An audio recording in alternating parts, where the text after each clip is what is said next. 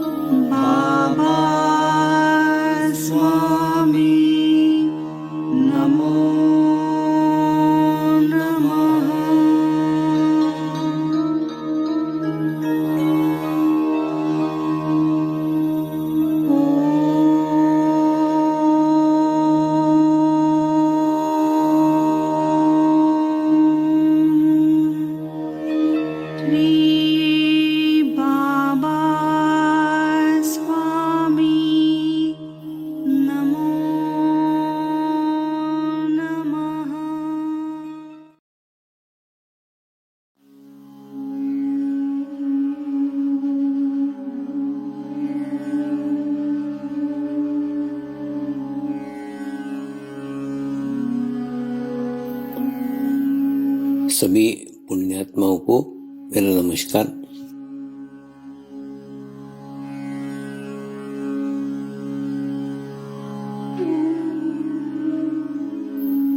गुरुर्ब्रह्मा गुरुर्विष्णु गुरुर्देवो महेश्वरा, गुरु साक्षात् परब्रह्म तस्मै श्री गुरवे नमः।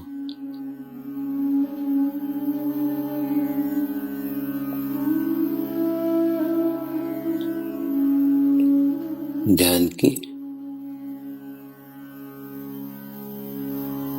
उस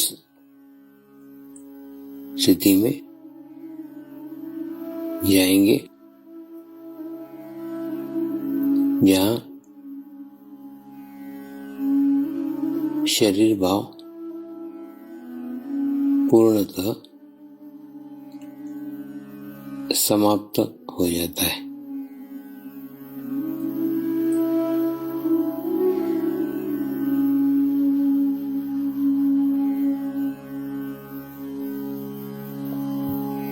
अपने पूरे शरीर को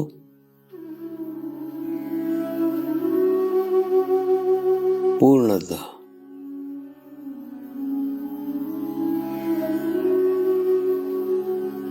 शिथिल छोड़ देंगे, एकदम रिलैक्स हो जाइए।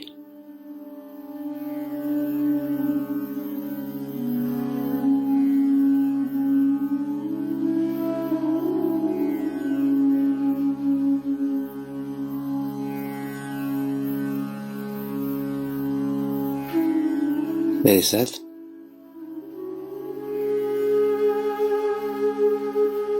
मंत्र का उच्चारण करेंगे।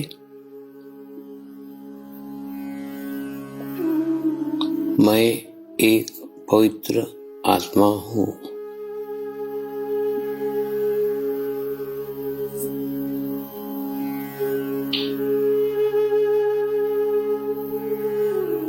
मैं एक शुद्ध आत्मा हूँ।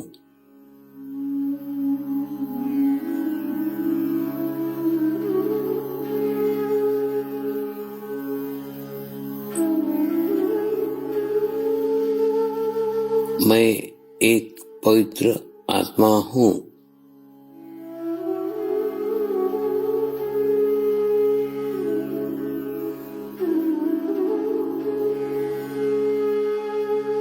मैं एक शुद्ध आत्मा हूँ।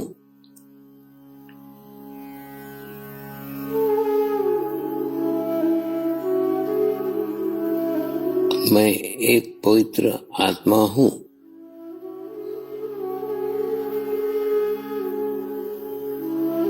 मैं एक शुद्ध आत्मा हूँ।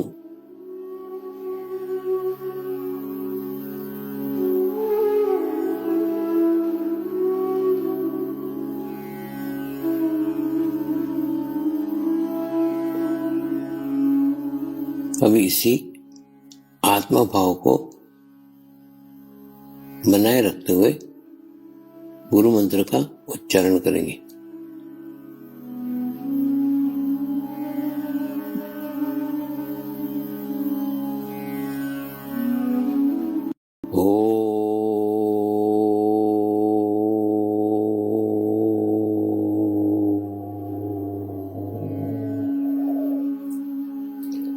श्री शिवकृपानंद स्वामी नमो नमः।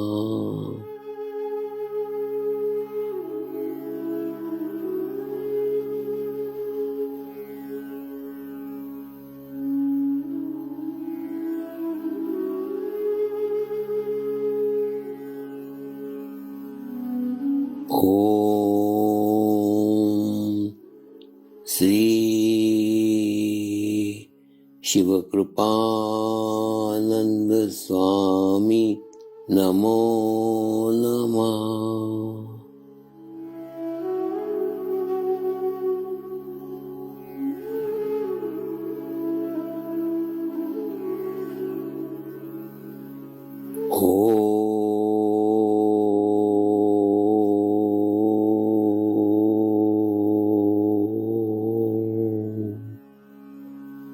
श्री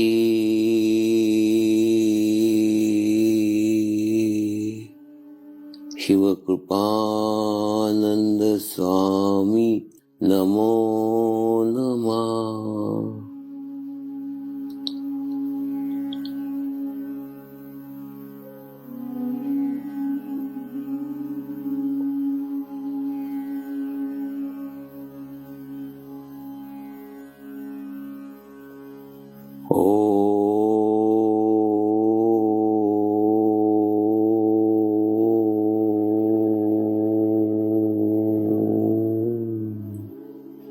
श्री शिवकृपानंद स्वामी नमो नमः।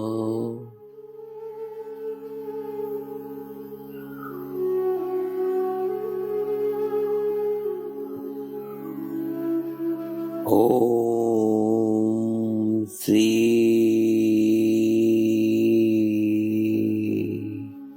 शिवकृपानंद स्वामी नमो नमः।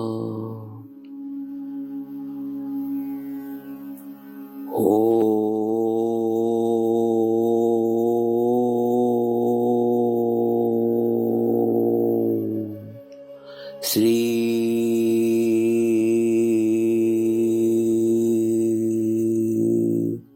शिवकृपानंद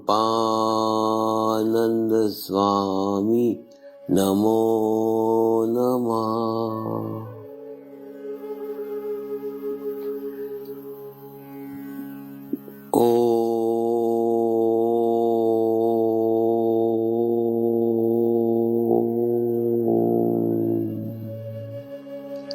श्री शिवकृपानंद स्वामी नमो नमः।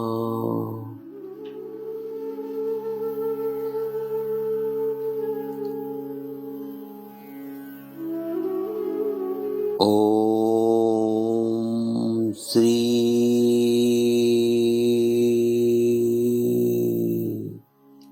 शिवकृपानंद स्वामी नमो नमः।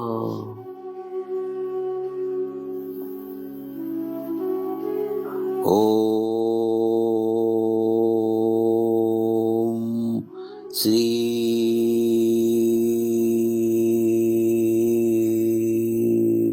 शिवकृपानंद स्वामी नमो नमः।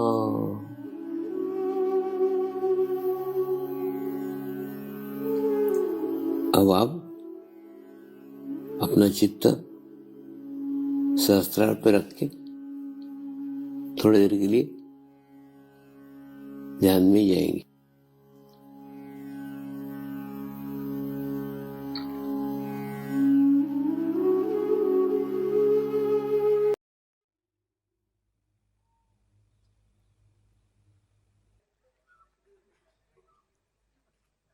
तब जाके राज खुला कि पांचवा पीले स्कार्फ वाला भी गधा ही था, उसमें कुछ चेंज नहीं था, उसमें कोई बदलाव नहीं था, वो उन्हीं गधों जैसा था।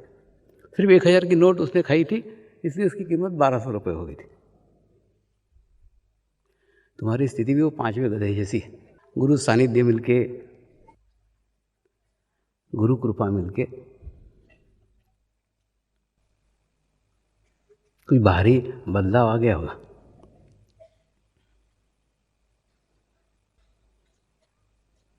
कोई बाहरी चेंज आ गया होगा। केवल पीला स्कार्फ बांधने से कोई साधक नहीं बन जाता। साधक बनने के लिए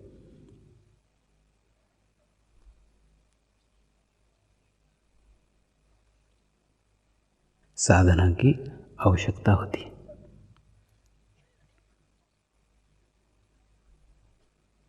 साधक जिसने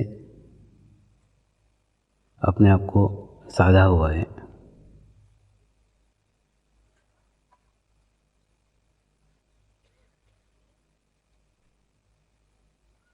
साधक यानी ये सदा हुआ है,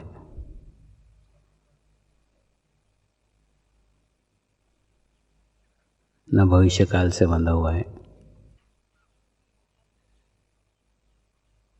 न भूतकाल से बंधा हुआ है। इस भूतकाल से और भविष्य काल से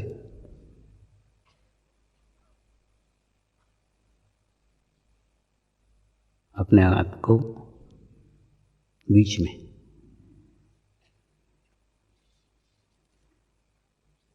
वर्तमान में रख कर, वर्तमान में रहकर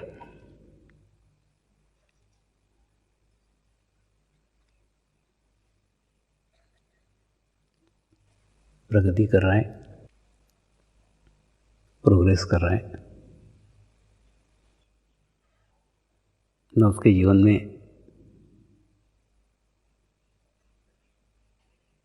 कोई दुख है,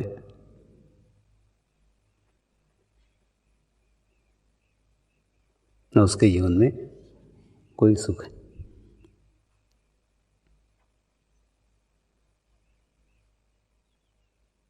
क्योंकि दुख और सुख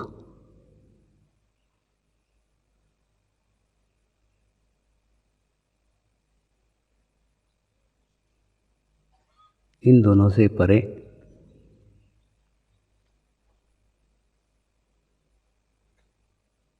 इन दोनों से ऊपर वो पहुंच गए। जीवन में इस 10वें चैतन्य महोत्सव पे थोड़ा एकांत में रुककर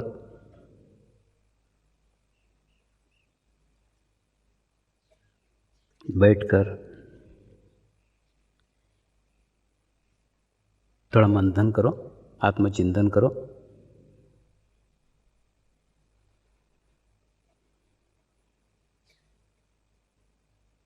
कि इन 10 सालों में हमारे में क्या भीतरी बदलाव आया है, क्या भीतरी चेंज आया है।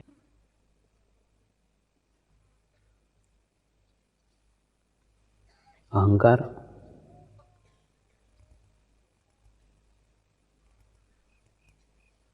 बहुत सूक्ष्म रूप में रहता है।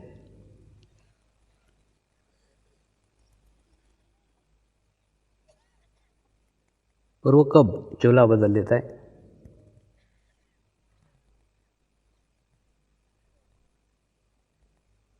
कब रंग बदल देता है, कब रूप बदल लेता है, वो अपने को पता नहीं लगता। कहीं ऐसा तो नहीं कि अहंकार ने साधक का चोला पहन लिया।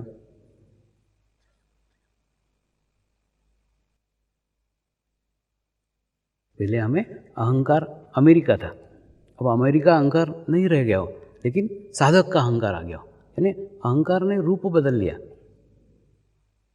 पहले हमें हो सकता है विद्या का अहंकार हो, बुद्धि का अहंकार हो, और उस बुद्धि के अहंकार ने चोला बदल लिया, साधक का चोला पहन लिया। यानी अहंकार गया नहीं, परिवर्तित हो गया, चेंज हो गया। पहले हमें रूप का अहंकार हो, अब रूप का अहंकार नहीं रहा, लेकिन साधक का अहंकार आ गया, तो अहंकार गया कहाँ? अमीरी के अहंकार से साधक के अहंकार में तब्दील हुआ, ज्ञान के अहंकार से साधक के अहंकार में तब्दील हुआ, रूप के अहंकार से साधक के अहंकार में तब्दील हुआ, गरीबी के अहंकार से साधक के अहंकार में तब्दील हुआ। ऐसा मत सोचो कि अमीर को ही अहंकार रहता है, गरीब लोगों को भी अहंकार, मैं गरीब हूं, इसका अहंकार।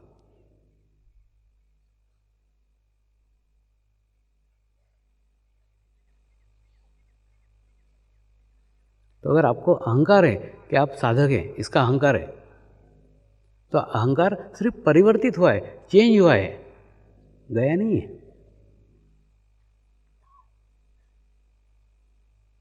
इसलिए गया नहीं है क्योंकि आपने आपका अस्तित्व सामूहिकता में आके भी, कलेक्टिविटी में आके भी अलग रखा हुआ है।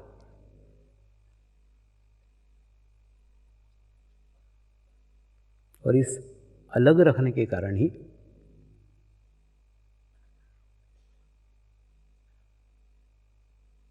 बाहरी परिवर्तन आया हुआ दिखता है, लेकिन आया नहीं है।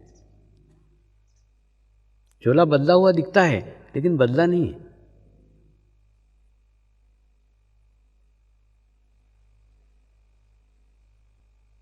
क्योंकि अगर बदला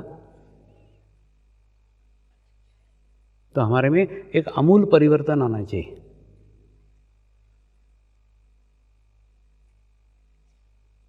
प्रेग्नेंट औरत रहती ना, उसके कमरे के अंदर एक सुंदर बालक का चित्र लगाया रहता है, सुंदर बालक की छवि लगाई रहती।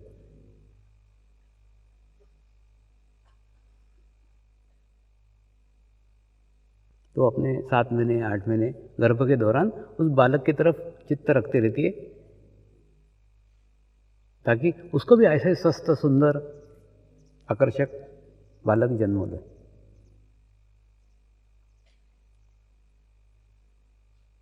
और वो सिर्फ 9 महीने रखती है, 9 महीने में भी वो एक सुंदर बालक को जन्म देती है। तो तुमने तो 10 साल से रखी हुई है, क्या चेंज हुआ, क्या बदलाव हुआ? उस गुरु का एक भी गुण अगर अपने में आया नहीं तो क्या फायदा उस 10 साल का?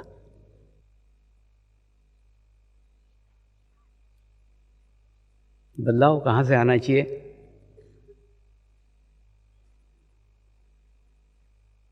क्या चेंज चाहिए, क्या बदलाव चाहिए?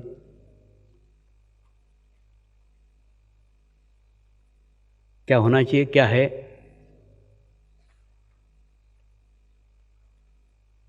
सबसे पहले समय का ध्यान रखो, सबसे पहले टाइम का ध्यान रखो।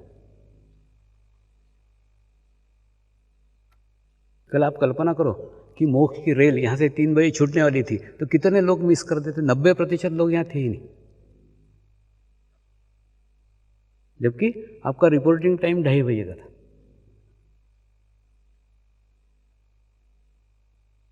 जब मैं ध्यान की कितनी भी अवस्था में हूँ, कितनी भी स्थिति में हूँ, तो भी मैं मेरे समय पे लथड़ते लथड़ते पहुँच ही जाता हूँ। आप होश में नहीं पहुँच सकते, टाइम पे नहीं पहुँच सकते।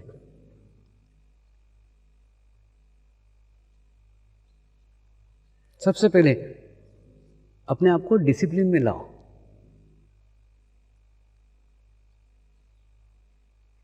एक बहुत बड़े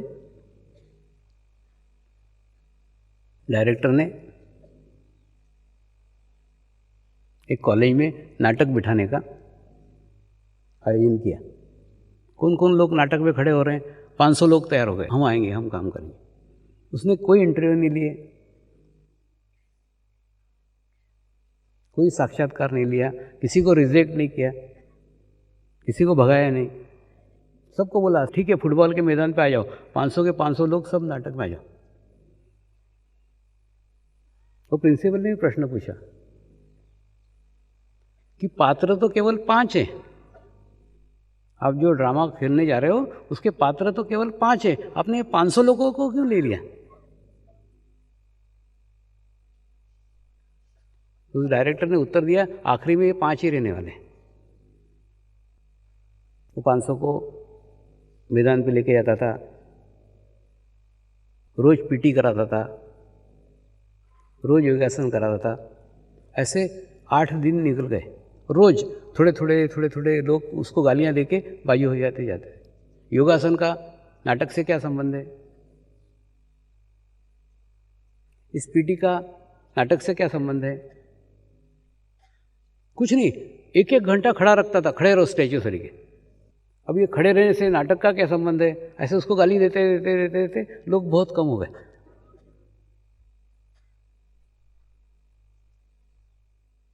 और सचमुच आखिरी में केवल 5 ही लोग बचे, बाकी सब भाग गए, बिना भगाए भाग ही गए। तो उस डायरेक्टर ने कहा, अपने जमाने के बहुत बड़े डायरेक्टर थे, उन्होंने कहा जिसका शरीर के ऊपर नियंत्रण नहीं है वो नाटक क्या खाक करेगा? एक पात्र जब नाटक में बोल रहा है तो बाकी सब पात्रों ने शांत हो जाना चाहिए, स्थिर होना चाहिए, उनकी कोई एक्टिविटी नहीं होना चाहिए।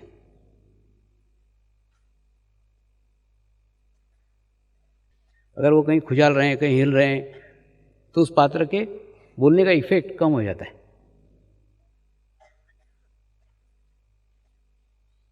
तो यानी नाटक के अंदर भी अगर परिपक्वता लाने की है तो पहले शरीर पे नियंत्रण चाहिए। जब तक शरीर पे नियंत्रण नहीं आता तब तक तुम्हारा कला पे नियंत्रण नहीं आ सकता, तब तक तुम्हारा आत्मा का नियंत्रण। कला भी आत्मा से जुड़ी हुई है, अलग नहीं है। सबसे पहले शरीर पे नियंत्रण चाहिए, और नियंत्रण के लिए आवश्यक है समय। जो समय दिया गया है उस समय बराबर पहुंचो ही।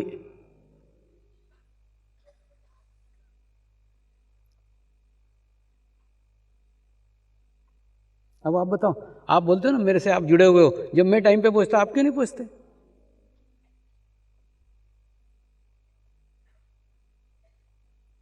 मैं इतने ट्रांस की स्थिति में रहता हूं, पत्नी से बात नहीं करता, बच्चों से बात नहीं करता, एकदम अकेला कोने में पड़ा रहता हूं। आज भी सुबह से लैट्रिन के ऊपर जाके पड़ा हुआ था कि नहीं, माने मेरा दूसरे को डिस्टर्ब नहीं होना चाहिए, दूसरे का मेरे को डिस्टर्ब नहीं होना चाहिए। इतनी स्थिति में से भी लथड़ाते कुछ नहीं, नीचे उतरा, नहाया, इधर है।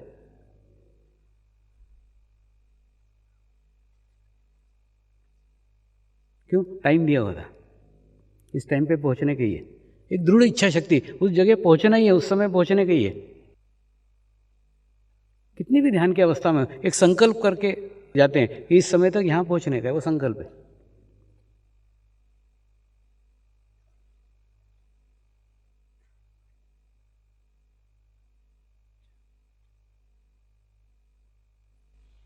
हो सकता है उसके लिए अपने को कुछ छोड़ना पड़े, छोड़ो ना। तो सबसे पहला एक सीखो कि समय पे पहुंचना, सब जगह टाइम टू टाइम देखो, जो टाइम है उसको बराबर ध्यान रखो, कभी भी टाइम को मिस मत करो।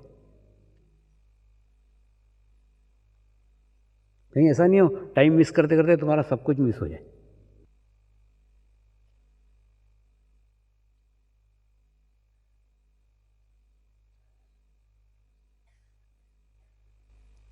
दूसरा,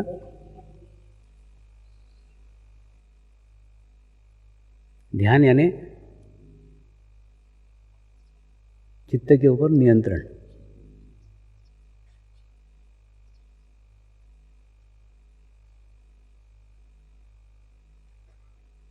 चित्त पे नियंत्रण बाद में है।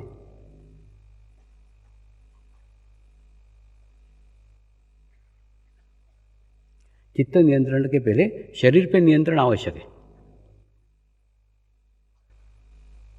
अभ्यास करो ना शरीर पे नियंत्रण का।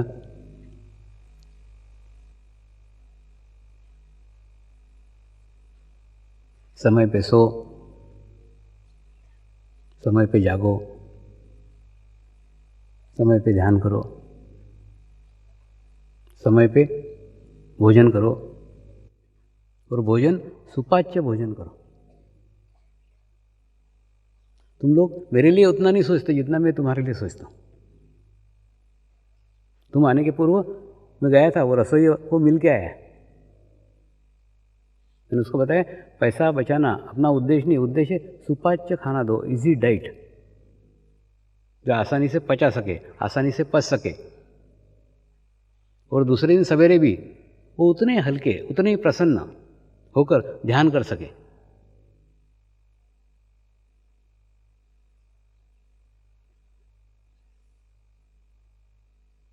आश्रम का खाना एक आदर्श खाना हो, ऐसी मेरी इच्छा है। अब आपके घर पे तो आपके मनपसंद खाते ही रहते हैं, चटपटे व्यंजन खाते रहते हैं, तेल के व्यंजन खाते रहते हैं, घी के व्यंजन खाते रहते हैं।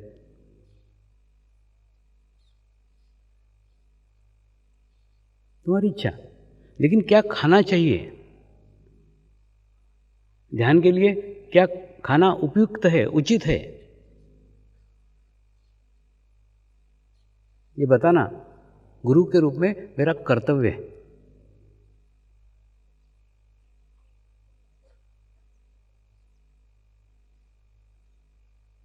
आप खाओ ऐसा भी आग्रह नहीं है, लेकिन क्या खाना चाहिए वो तो मैं बता सकता हूं।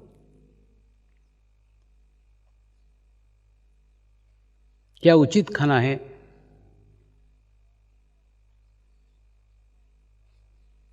कौन सा ऐसा भोजन है, कौन सा ऐसा खाना है जो ध्यान में सुचालक है, आपके ध्यान में सहायक है। ऐसा आदर्श खाना, ऐसा उपयुक्त खाना आपको कम से कम आश्रम में मिले, आश्रम के कार्यक्रम में मिले। ये तो प्रयास कर ही सकता हूँ, वो करता हूँ। कितना सफल होता हूँ कितना नहीं वो मालूम नहीं, लेकिन मैं मेरे तरफ से प्रयत्न किया, मैंने मेरे तरफ से प्रयास किया, इसका मुझे समाधान है कि मैंने जाके बताया, उसको सब समझा के आए।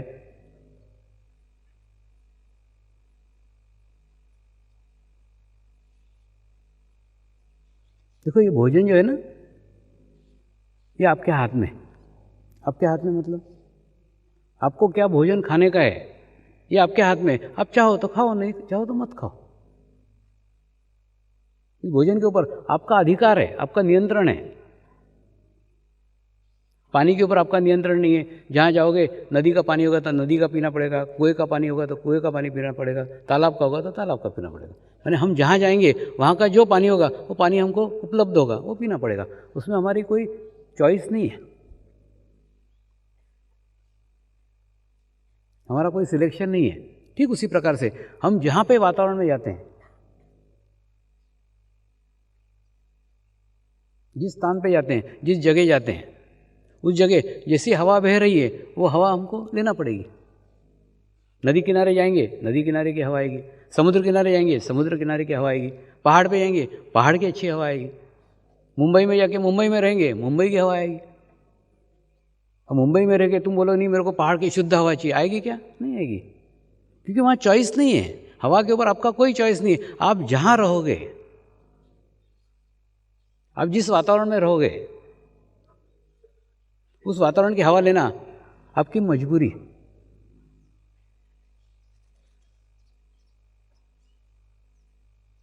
ठीक ऐसा ही प्रदूषण का है। जिस वातावरण में रहेंगे वहाँ का प्रदूषण हमको झेलना ही पड़ेगा, कोई चॉइस नहीं। तो आपके हाथ में क्या रह गया? आपके हाथ में केवल रह गया खाना। क्या भोजन खाना चाहिए, क्या नहीं खाना चाहिए, ये आपकी इच्छा है। आप चाहें तो अच्छा भोजन खा सकते हैं, आप चाहें तो सुपाच्य भोजन खा सकते हैं, कैसे भी कर सकते हैं। तो सिर्फ एक ही तो चीज़ है जिसके ऊपर आपका नियंत्रण है, बाकी कुछ भी आपके हाथ में नहीं है। तो शरीर पे नियंत्रण करने के पहले आपका भोजन पे नियंत्रण होना चाहिए कि भोजन आप आपके अपेक्षा अनुसार खाएं।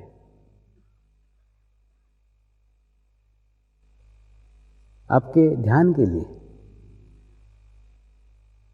जो सहायक हो, ऐसा भोजन आपका होना चाहिए। लेकिन ये सब सोचने के लिए, ये सब विचार करने के लिए, ये सब प्रेरणा प्राप्त करने के लिए आपको टाइम ही नहीं होता। ये दूसरी है खांसी। खांसी आपकी पोल खोल रही है कि आपको सामूहिकता की आदत नहीं है, आपको वाइब्रेशंस की आदत नहीं है, ज़्यादा वाइब्रेशंस सहन नहीं होते। जैसे डालडा घी के औलादों को असली घी सहन नहीं होता ना, वैसा थोड़ा सा एनर्जी लेवल बढ़ाया, ख्या चालू है। अब तुम खासो मत, इसलिए मेरे को मेरा एनर्जी लेवल नीचे रखना पड़ता है। मतलब तुम यहाँ पे भी एनर्जी को नहीं बढ़ने देते। थोड़े से वाइब्रेशंस बढ़ाए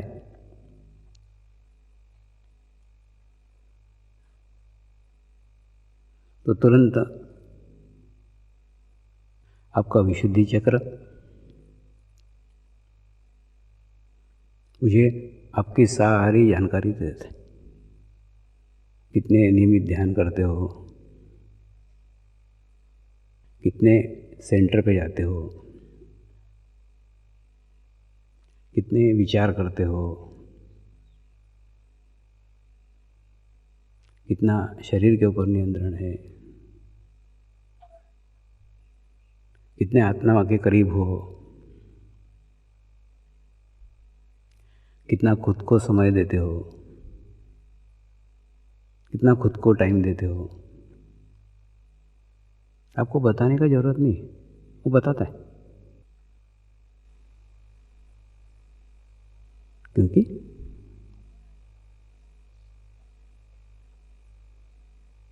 सामूहिकता की शरीर को आदत नहीं है,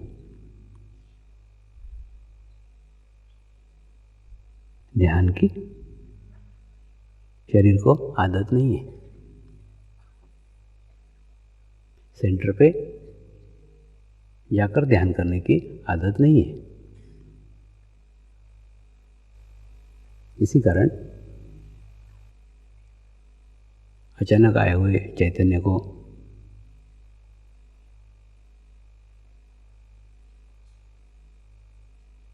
अचानक आए हुए प्रवाह को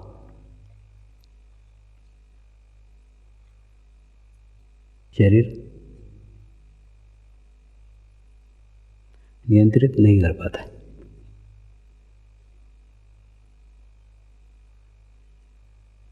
इसलिए आवश्यक है समय का ध्यान रखो, अपने भोजन पे नियंत्रण रखो, अपने नींद पे नियंत्रण रखो, अपने शरीर पे नियंत्रण रखो, अपने अहंकार पे नियंत्रण रखो, अपनी सामूहिकता पे नियंत्रण रखो। थोड़ा समय अपनी दिनचर्या में से निकालो और एक आधा घंटा आप अपने आत्मा के साथ रहो। निकालो, समय निकालो। और मुंबई में नहीं मिलता, यहाँ मिल रहा है, जाओ जंगल में कहीं आधा घंटा बैठो। वो आपको धीरे धीरे संकेत दे रहता है। मैं आपको कितनी भी प्रेरणा दूँ, कितने भी संकेत दूँ ना, वो संकेत आप तक पहुँच ही नहीं पाते। कई बार मैं महसूस करता हूँ कि साधकों के साथ तो मैं प्रत्येक क्षण रहता हूँ, साधक मेरे साथ बहुत कम क्षण रहते हैं, कम बार रहते हैं, कम समय रहते हैं।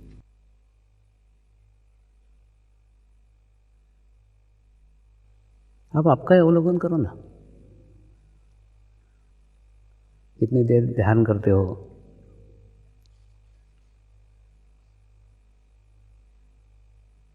कितने समय ध्यान लगता है,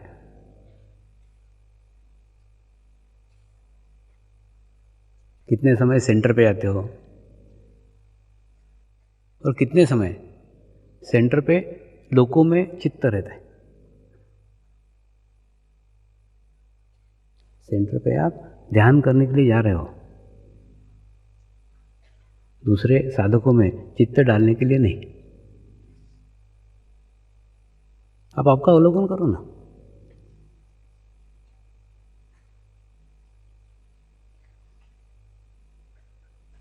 कई बार आपके सेंटर पे आने के कारण, कई बार आपका ध्यान के कार्यक्रम में आने के कारण, हो सकता है कोई घर के रिश्तेदार, कोई घर के लोग आपको डांटे, आपको गालियाँ दे, या मेरे को भी गालियाँ दे। ये ऐसा क्यों होता है, कभी सोचा है? वो लोग मुझे गालियाँ क्यों देते हैं मालूम है? के दो कारण हैं। एक तो जो अपेक्षित परिणाम तुम्हारे में चाहिए, वो परिणाम उनको नज़र नहीं आ रहा है। तुम ध्यान कर रहे हो कि नहीं, ध्यान करो, मेडिटेशंस करो, तो तुम्हारे में एक तब्दीली चाहिए, तुम्हारे अंदर एक चेंज चाहिए, तुम्हारे अंदर एक बदलाव चाहिए। वो बदलाव वो घर के लोग नहीं देखते, तो सोचते ध्यान करके भी क्या फ़ायदा, ये तो वैसे ही चिड़चिड़ करती, वैसे ही गुस्सा करती, ये वैसे ही गुस्सा करता है।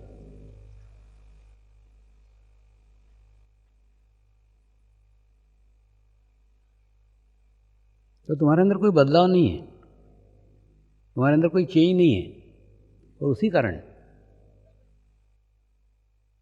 वो लोग मुझे गालियाँ देते रहते।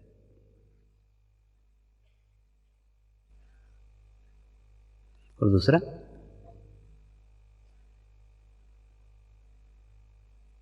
मुझे गालियाँ देने पे तुम लोग चिढ़ते हो, तो तुमको चिढ़ाने में उनको मज़ा आता है। तो तुम अगर रिस्पॉन्स देना बंद कर दो, तुम्हारी प्रतिक्रिया बंद कर दो, शांत रहो, कुछ उस पर प्रतिक्रिया देने की, अच्छी भी मत दो, बुरी मत दो, कुछ भी मत बताओ, तो आप देखोगे धीरे धीरे ये सब कुछ बंद हो जाएगा। थोड़ा समय आप मेरे साथ बिताओ, एकांत में बिताओ, आत्मा के साथ बिताओ। आत्मा वो माध्यम है जिस माध्यम से आप परमात्मा रूपी उस सामूहिक शक्ति के तक पहुंच सकते हो, उस कलेक्टिविटी तक पहुंच सकते हो,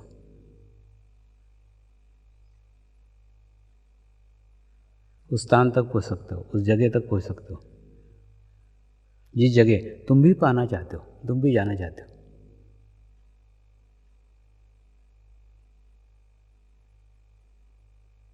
और खूब ज़्यादा साधक नॉन साधक इसका भेदभाव मत रखो।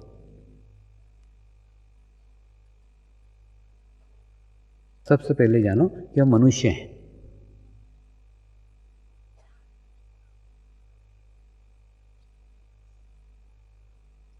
मनुष्य धर्म सर्वोपरि है। तो पहले अच्छे मनुष्य बनो, अच्छे इंसान बनो, साधक बाद में। एक अच्छा इंसान, एक अच्छा मनुष्य अच्छा साधक बन सकता है, लेकिन आवश्यक नहीं कि अच्छा साधक अच्छा मनुष्य बने। कई बार मेरे जीवन में भी कई ऐसे घटनाएं होती है जो बताती है कि नॉन साधक भी बहुत अच्छे स्थिति के हो सकते। ऐसी एक घटना अभी हाल में अहमदाबाद में हुई। अहमदाबाद में एक टीवी के पत्रकार को मिलने का अवसर प्राप्त हुआ। तो पत्रकार यानी पता नहीं कहाँ वो घूम के आया होगा, मैंने कोई अच्छी स्थिति में से आया था ऐसा नहीं। तुम जैसे नहा धो करके मेरा दर्शन करने आते हो, ऐसा कोई नहा के भी नहीं आया होगा, पता नहीं कहाँ घूम के आया, मतलब कोई अच्छी स्थिति में नहीं था। दूसरा, अच्छे स्थान पे भी हम नहीं मिले, एक होटल के अंदर मिले, एक होटल में मैं बैठा हुआ था, वो होटल में वो आया। तो अच्छे स्थिति में से नहीं आया था, अच्छा स्थान नहीं था, तो छोटी सी चर्चा हुई, 15 मिनट की चर्चा, लेकिन वो 15 मिनट की चर्चा इतनी अच्छी हुई, इतनी सुंदर हुई, इतनी आनंददायक हुई, जबकि वो कोई साधक वाधक कुछ नहीं था। तो क्या कारण होगा? वो कोई अपेक्षा से नहीं आया था, कुछ नहीं। वो एक स्वामी कोई तो भी आए हुए हैं, बहन बोल रही मिलो, मिल लो, मिल लिए, कोई ज़्यादा अपेक्षा नहीं, कोई जानकारी नहीं, कुछ पता नहीं, कुछ नहीं। और 15 मिनट मुझे भी खूब आनंद आया, 15 मिनट उसको भी खूब आनंद आया। 15 मिनट की चर्चा, छोटी सी चर्चा, 15 मिनट के बाद में वो चला गया, मैं वहाँ रह गया। तो मुझे कभी कभी लगता है कि गुरु के पास अपेक्षा से भी नहीं जाना चाहिए।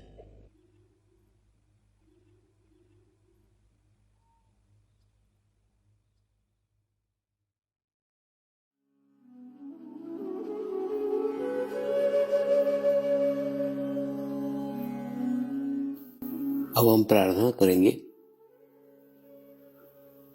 सभी आत्माओं की आत्म उन्नति हो, आध्यात्मिक प्रगति हो, यही हमारी प्रभु से प्रार्थना है। नमस्कार। जय आत्मेश्वर।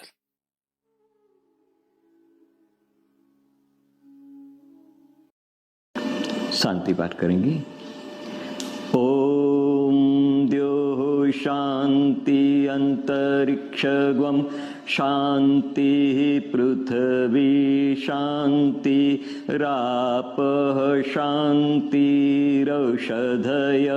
शांति वनस्पतयः शांति विश्वे देवाः शांति ब्रह्म शांति सर्वगं शांति शांतिरेव शांति क्षमा शांतिरेधि। ओम शांति शांति शांति सर्वारिष्ट सुशांतिर्भवतु।